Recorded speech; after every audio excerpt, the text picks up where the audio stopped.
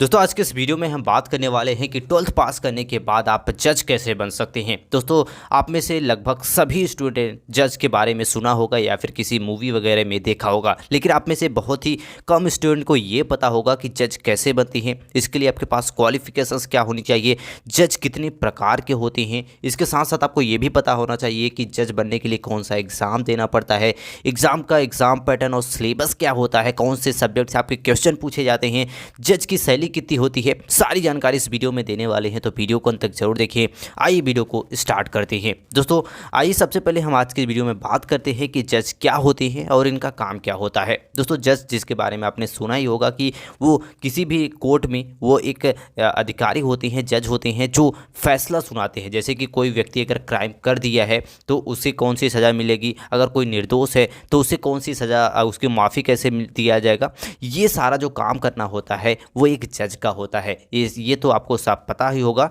अब बात करते हैं कि जज कितने प्रकार के होते हैं। दोस्तों सबसे पहले आपको ये पता होना चाहिए जज को जानने से पहले कि आपको कितने प्रकार के कोर्ट होते हैं। तो कोर्ट की बात करें तो पहला होता है सिविल कोर्ट, दूसरा होता है आपका क्रिमिनल कोर्ट और तीसरा होता है आपका रिवेन्यू कोर्ट। दोस्तों सिविल कोर्ट जिसे घरेलू कोर्ट के नाम से जाना जाता है, इसमें अगर पोस्ट की बात करें तो इसमें पोस्ट होता है आपका डिस्ट्रिक्ट जज का, एडिशनल डिस्ट्रिक्ट जज का, बिहेवियरल जज फर्स्ट क्लास, इसके बाद बिहेवियर जज सेकेंड क्लास। ये सारे जज होते हैं आपके सिविल यानी कि घरेलू कोर्ट में। दूसरे नंबर पे आता है आपका फौजीदार अदालत यानी कि क्रिमिनल कोर्ट। इसमें बात करें तो आपका डिस्ट्रिक्ट एंड रीजनल जज, इसके बाद एडिशनल डिस्ट्रिक्ट एंड रीजनल जज, इसके बाद इसके बाद आता है chief judicial magistrate, other judicial magistrate. ये आते हैं आपके क्रिमिनल कोर्ट्स में। तीसरे नंबर पे आता है आपका रेवेन्यू कोर्ट जिसे राजस्व न्यायालय के नाम से जाना जाता है।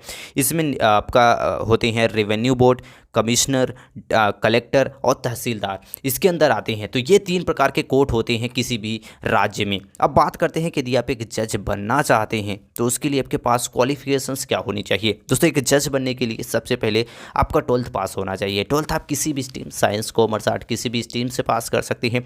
इसके बाद आपके पास ग्रेजुएशन की डिग्री होनी चाहिए। ग्रेजुएशन में आप बीए कर सकते हैं, बीएससी कर सकते हैं, बीकॉम कर सकते हैं, बीटेक कर सकते हैं, कोई भी ग्रेजुएशन लेवल का कोर्स कर सकते हैं। या फिर अगर आप कम समय में आप एक जज बनना चाहते हैं तो उसके लिए आप बीए एलएलबी कोर्स कर सकते हैं। ग्रेजुएशन के अलावा आपके पास एलएलबी कोर्स की डिग्री होना अनिवार्य है। तो आप बीए एलएलबी करते हैं तो आपको कम समय में यानी कि 5 साल में ही आपको इसकी डिग्री मिल जाती है।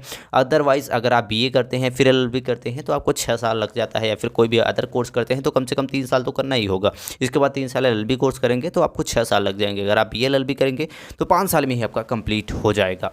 तो आपको 12th में ही डिसाइड कर लेना होगा कि आपको एक जज बनना है ताकि आपको ज़्यादा परेशानी आगे चल के ना हो।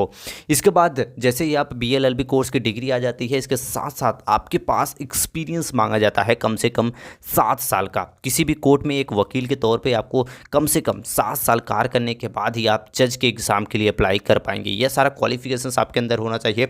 इसके साथ साथ आपके अंदर कुछ स्किल्स होनी चाहिए। अगर आप एक जज बनना चाहते हैं तो कुछ स्किल्स मांगे जाते हैं, जैसे कि आप डिसीजन टेकिंग होनी चाहिए। यानी कि कोई भी अगर मामला आ गया, कोई भी अपराधी आ गए, कोई भी केस आ गया तो उसे कैसे डिसीजन देना है, कैसे आपको हैंडल करना है उस सिचुएशन को, ये सारा चीज़ें आपको पता होनी चाहिए। इसके साथ साथ होनेस्टी होनी चाहिए, ईमानदारी होनी चाहिए कि आपको जब फैसला आप दे रहे हो किसी के पक्ष में तो आपका फैसला सही होना चाहिए। आप सही के पक्ष में ही आपको चूज़ करना होगा। आपके अंदर ईमानदारी होनी चाहिए। इसके साथ साथ आपको नॉलेज होना चाहिए लॉ के बारे में। यानी कि अगर आप एक जज बनना चाहते हैं तो पूरी तरह से सभी लॉ के बारे में, सभी आर्टिकल्स के बारे में, संविधान के बारे में पूरी अच्छी नॉलेज आपके पास होनी चाहिए। तो ये स्किल्स भी आपके अंदर होनी चाहिए। बात करते हैं आपकी एज लिमिट क्या मांगी गई है, तो कम से कम आपकी उम्र इसमें मांगी ही नहीं गई है। अगर आपके पास एलएलबी कोर्स की डिग्री है, एक 7 साल का एक्सपीरियंस है तो आप एक जज के लिए अप्लाई कर सकते हैं। मैक्सिमम एज इसमें आपको बताई गई है जो आप 62 वर्ष है। दोस्तों अगर आप एक जज बनना चाहते हैं तो 62 वर्ष से अधिक आपकी उम्र नहीं होनी चाहिए। ये सारी स्किल्स आपके क्वालिफिकेशंस में होता है। यह सारा आपके पास अगर है तो आप एक जज के लिए अप्लाई कर सकती हैं। अब बात करते हैं कि एक जज बनने के लिए कौन सा एग्ज़ाम देना पड़ता है। दोस्तों एक जज बनने के लिए आप स्टेट पब्लिक सर्विस कमीशन द्वारा आयोजित जुडिशल सर्विस एग्जामिनेशन को दे सकते हैं। या फिर दूसरा एग्ज़ाम होता है आपका सब कोऑर्डिनेट कोर्ट एग्जामिनेशन। ये 2 ही एग्ज़ाम होते हैं जिसे क्लियर करके आप एक जज बन सकते हैं। ये हर स्टेट में समय समय पर इसकी वैकेंसी निकाली जाती है जिसके लिए अप्लाई करके आप एक जज बन सकती हैं। अब बात करते हैं इनका सिलेबस कैसा होता है। मोस्ट इंपॉर्टेंट, अगर आप किसी भी एग्ज़ाम को क्लियर करना चाहते हैं तो सिलेबस और एग्ज़ाम पैटर्न के बारे में आपको पूरी नॉलेज होनी चाहिए। दोस्तों सबसे पहले हम बात करते हैं सिलेबस में, तो इसमें आता है प्रारंभिक परीक्षा जिसमें आपके 2 पेपर कराए जाएंगे।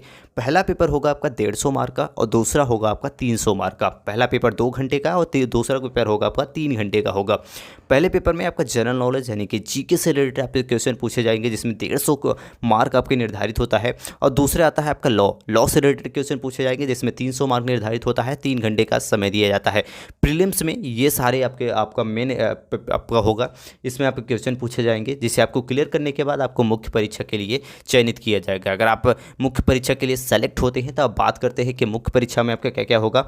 तो मुख्य परीक्षा में आपके 5 पेपर कराए जाएंगे। पहला पेपर होगा 150 मार्क का, और बाकी जो 4 के पेपर आपके कराए जाएंगे वो 200 मार्क के होंगे। पहले पेपर की बात करें तो आपका जनरल नॉलेज से क्वेश्चन पूछा जाएगा जिसमें 150 मार्क निर्धारित होगा और इसे हल करने के लिए 3 घंटे का समय दिया जाएगा। दोस्तों इसमें आपके राइटिंग होती है, यानी कि जो पहला पेपर प्रारंभिक परीक्षा होता है उसमें आपके ऑब्जेक्टिव टाइप क्वेश्चन पूछे जाते हैं, पर अगर आपकी मेन एग्जाम की बात करें तो इसमें आपको लिखना होता है, आपका रिटन एग्जाम होता है। अब बात करते हैं दूसरे पेपर के, तो दूसरा पेपर होता है आपका लैंग्वेज का। दोस्तों भारत में 22 लैंग्वेज है जिसमें से हिंदी, इंग्लिश और भी कई सारे लैंग्वेज है जिसमें से आप चूज़ कर सकते हैं। आपको ज़्यादा बेटर पड़ता है आपका इंग्लिश। अगर आप इंग्लिश से अच्छे तैयारी करके जाएंगे आसानी से आप क्लियर कर लेंगे एग्जाम को। इसके लिए आपका 200 मार्क निर्धारित होता है और 3 घंटे का समय दिया जाता है आपका लैंग्वेज में। तीसरे नंबर पर होता है आपका लॉ फर्स्ट, जिसमें आपके सब्स्टिट्यूट लॉ आपसे पूछे जाते हैं जिसमें 200 मार्क निर्धारित होता है, 3 घंटे का आपको समय दिया जाता है। चौथे नंबर पे आता है लॉ सेकेंड जिसमें आपको प्रोड्यूस्ड एंड एविडेंस, ये इससे रिलेटेड आपके क्वेश्चन पूछे जाते हैं जिसमें आपको 200 मार्क निर्धारित होता है, 3 घंटे का आपको समय दिया जाता है। और 5वें नंबर पे आता है आपका लॉ थर्ड जिसमें पेनल, रेवेन्यू और आपका आता है लोकल लॉ, जिससे आपके रिलेटेड क्वेश्चन पूछे जाते हैं। 200 मार्क इसमें भी निर्धारित होता है और 3 घंटे का समय दिया जाता है। तो इस प्रकार से होता है आपका मुख्य परीक्षा। अब बात करते हैं इसके बाद आपका आता है नेक्स्ट जो चरण होता है वो होता है इंटरव्यू का। दोस्तों इंटरव्यू के लिए अगर आप सेलेक्ट होते हैं तो इंटरव्यू में आपसे 100 क्वेश्चन पूछे जाते हैं, 100 मार्क का आपका होता है और उसमें आपके लगभग 30 मिनट तक आपका इंटरव्यू आपको लिया जाता है। ये तीनों प्रोसेस होते हैं, यानी कि प्रारंभिक परीक्षा, मुख्य परीक्षा और इंटरव्यू। अगर आप इन तीनों को क्लियर कर लेते हैं इसके बाद आपकी बनाई जाती है मेरिट लिस्ट। मेरिट लिस्ट के हिसाब से आपको जज की पोस्ट आपको मिल जाती है अगर आप एग्ज़ाम को क्वालिफाई कर लेते हैं। तो ये पूरा प्रोसेस होता है। सबसे पहले अपना 12th पास कर ले, ग्रेजुएशन पूरा कर ले, जिसके लिए आप BA LLB कोर्स को कर सकते हैं। इसमें एडमिशन के लिए आपको क्लैट एग्जाम का आयोजन भी किया जाता है जिसे 12th पास करने के बाद आप दे सकते हैं। इसके बाद BA LLB में जैसे ही आप एडमिशन ले लेते हैं, ये कोर्स आपका 5 साल का होता है, 5 साल आपको पढ़ाई करनी होती है।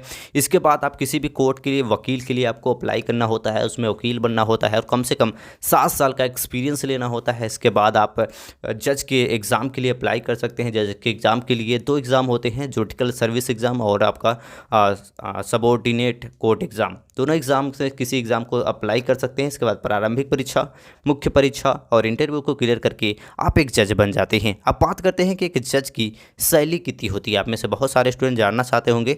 तो जज की अगर हम बात करें शैली की, तो जो इनकी शैली होती है वो स्टार्टिंग में बात करें तो आप 40 से 45 हज़ार रुपये एक जज को स्टार्टिंग सैलरी मिलती है और आगे चल के जैसे जैसे आपका प्रमोशन होता जाता है, जैसे आप जज के पोस्ट पे एक्सपीरियंस आपका बढ़ता जाता है, आपकी सैलरी भी बढ़ती रहती है। दोस्तों आई होप आप समझ गए होंगे कि 12th पास करने के बाद जज बनने के लिए क्या क्या करना होता है, योग्यता क्या होनी चाहिए, कौन सा एग्ज़ाम देना पड़ता है, एग्ज़ाम का सिलेबस और एग्ज़ाम पैटर्न कैसा होता है, इनकी सैलरी क्या होती है, सारी जानकारी इस वीडियो में दे दी है। आई होप ये वीडियो आपको हेल्पफुल लगा होगा।